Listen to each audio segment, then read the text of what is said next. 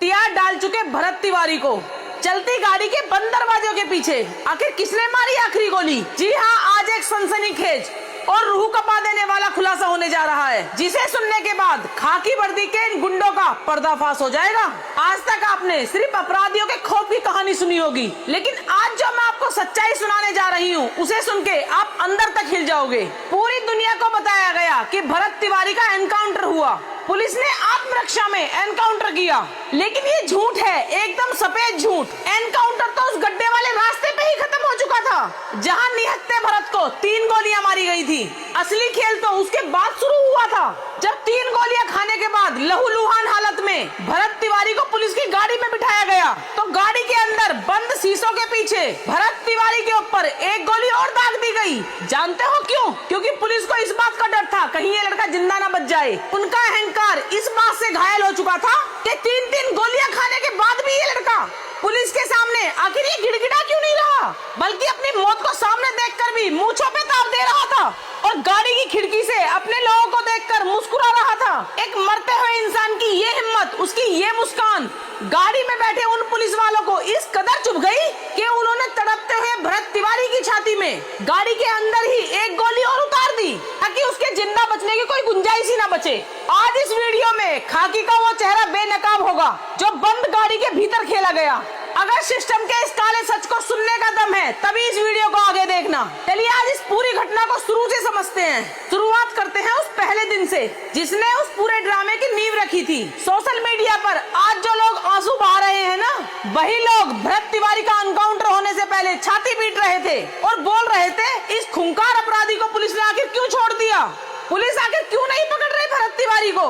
पूरे बिहार के social media पर एक माहौल बना दिया गया। डीजीपी साहब पर दबाव बना, सम्राट चौधरी पे दबाव आया और ऊपर से सीधा फरमान जारी हुआ, खत्म करो इसे। लोग बोल रहे हैं कि 4 पुलिस वाले सस्पेंड कर दिए भरत तिवारी केस में। अरे जो 4 पुलिस वाले सस्पेंड हुए हैं वो एनकाउंटर की वजह से सस्पेंड नहीं हुए, आप लोगों को गलत जानकारी दी गई। चलिए साफ साफ सुन लीजिए, वो पुलिस वाले इसलिए सस्पेंड हुए क्योंकि पहले दिन जब भरत तिवारी उनके सामने था तब वो उसे पकड़ नहीं पाए, बल्कि बुज़दिलों की तरह उसे छोड़ के चले आए थे। एनकाउंटर करने वाले किसी भी पुलिस वाले पर आज तक कोई कार्रवाई नहीं हुई क्योंकि सिस्टम तो अपनी नाकामी छुपाने के लिए ऐसे ही शूटरों को इनाम देता है। जब पुलिस पर अगले दिन ऊपर से दबाव बना तो अगले दिन पुलिस आती है, मोबाइल ट्रैक हो रहा था। आखिर भरत तिवारी कहाँ थे? किसी आलीशान बंगले में नहीं छिपे थे, वो जोवनिया के लोगों के बीच खड़े थे, उन गरीबों के बीच जिन्हें हक के नाम पर सिर्फ झांसा दिया गया था।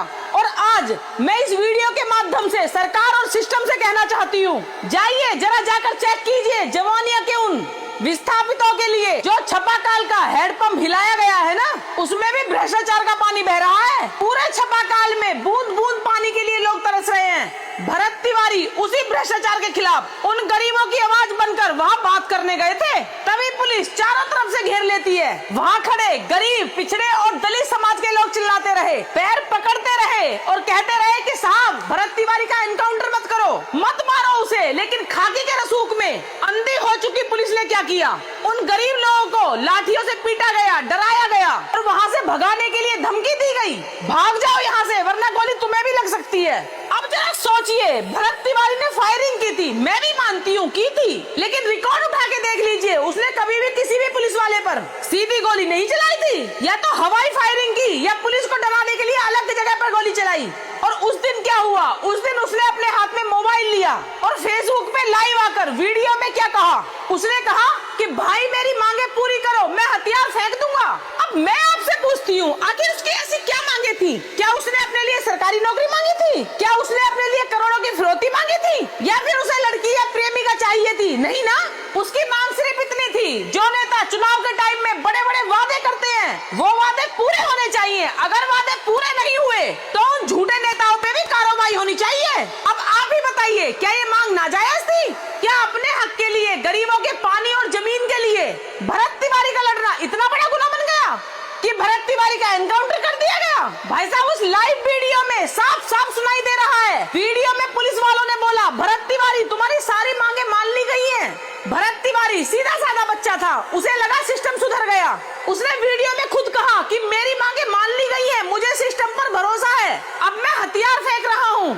लेकिन उसे पता था, वो जानता था कि हथियार फेंकने के बाद उसका हाफ एनकाउंटर तो जरूर होगा। हाफ एनकाउंटर का मतलब है एक पैर में गोली मार देना। उसे अच्छे से पता था कि जेल जाना पड़ेगा, लेकिन वो इस उम्मीद में जेल जाने को भी तैयार था कि उसके जेल जाने के बाद गरीबों का कुछ तो भला हो जाएगा। लेकिन उसके बाद जो हुआ उसे बताते हुए मेरा रोम रोम खड़ा हो रहा है। जैसे ही उसने हथियार फेंका, पुलिस ने उसे चारों तरफ से दबोच लिया। उसे बेरहमी से पीटा गया, खींचते हुए एक रास्ते पर एक गड्ढे के पास ले जाया गया। वहाँ उस निहत्थे पर 3 गोलियां दाग दी गई। जी हाँ, 3 गोलियां। उसके बाद उसे गाड़ी में बिठाया जाता है अस्पताल ले जाने के नाम पर। लेकिन जैसा कि मैंने शुरुआत में कहा था, कहानी यहाँ खत्म नहीं हुई। असली खेल तो गाड़ी के अंदर हुआ। जब बॉडी अस्पताल पहुँचती है तो डॉक्टर कहते हैं कि शरीर से 4 से 5 गोलियां निकली हैं। कुछ लोग 4 गोलियां कह रहे हैं तो कुछ लोग 5 गोलियां कह रहे हैं। अब सवाल ये उठता है, जब एनकाउंटर वाली जगह पर 3 गोलियां मारी गई तो अस्पताल पहुंचते पहुंचते वो 5 गोलियां कैसे हो गई? गाड़ी के बंद दरवाजों के अंदर वो आखिरी गोली किसने मारी और क्यों मारी?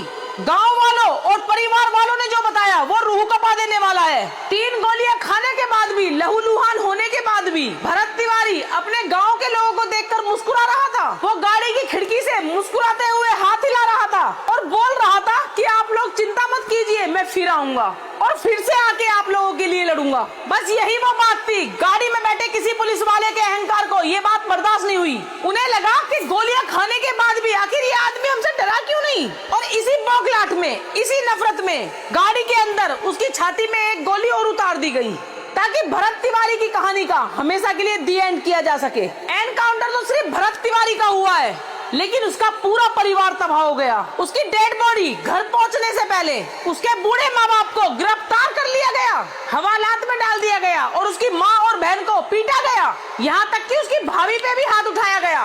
भाई की मोटरसाइकिल जब्त, मोबाइल जब्त। पूरे हंसते खेलते परिवार को पुलिस वालों ने तहस नहस कर दिया। लेकिन जब सुबह 7 बजे भरत की बॉडी उसके गाँव पहुंची तो उसका पूरा गाँव, पूरा इलाका रो पड़ा। कानून की नजर में वो पागल हो सकता है, सिस्टम की नजर में वो अपराधी हो सकता है, लेकिन उन गरीबों की नजर में वो मसीहा था, उनका बेटा था।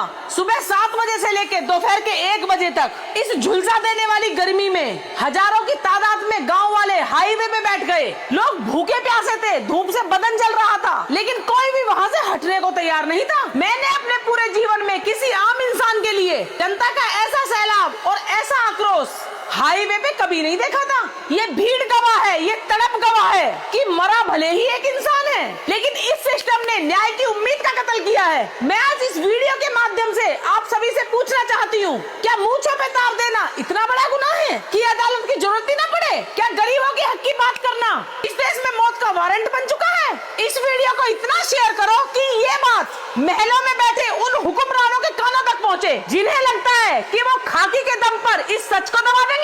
भरत तिवारी की इस कहानी को भारत के हर युवा तक पहुंचाना हमारी जिम्मेदारी है। आप क्या सोचते हो इस एनकाउंटर पर? अपनी राय कमेंट में जरूर लिख के जाना और इस वीडियो को शेयर कर देना। जय हिंद, जय भारत।